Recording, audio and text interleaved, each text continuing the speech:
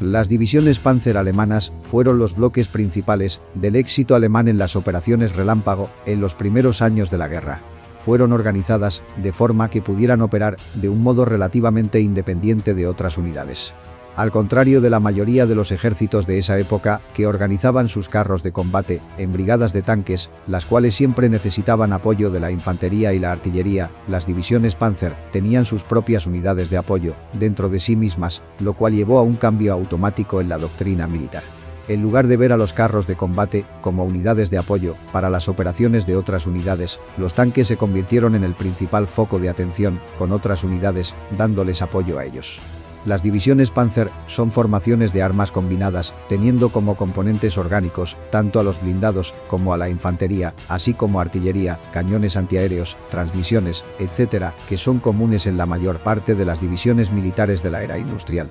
Sin embargo, las proporciones de los componentes de una división Panzer han cambiado con el transcurso del tiempo. Tanto el ejército como las Waffen-SS incluían divisiones Panzer dentro de su estructura. Composición de una división Panzer. En el personal de división de la estructura se encontraban el comandante o líder de la división, los oficiales, la unidad de cartografía, la unidad de señalización, una unidad de escolta y un escuadrón de policía militar, liderados en su mayoría por un SS Brigadierführer o un SS Oberführer. Hay que señalar que las divisiones Panzer de las Waffen-SS, a diferencia de las del ejército de tierra, contaban con 2 regimientos de infantería blindada o Panzergrenadier, en la cual cada regimiento de infantería tenía 3 batallones, como también artillería de regimiento. Ahí dentro se encontraban una compañía de cañones pesados, una compañía de artillería antiaérea, una compañía de reconocimiento y una compañía de zapadores. Continuando, en el regimiento Panzer se encontraban 2 batallones, de las cuales la conformaban 4 compañías cada una, donde aproximadamente habían de 15 a 25 Panzer. Aparte, una compañía de reparaciones por cada batallón. En una división Panzer también se encontraba un regimiento de artillería blindada. Ahí se dividía en 3 batallones y dentro de ellas 3 baterías cada una. También se encontraba el batallón de blindado de reconocimiento, y la componía 2 compañías de carros blindados, 2 compañías de reconocimiento y una compañía pesada, como el 222 Leichter, Panzerspavagen, Sonderkraftfahrzeug 251 y sus variantes.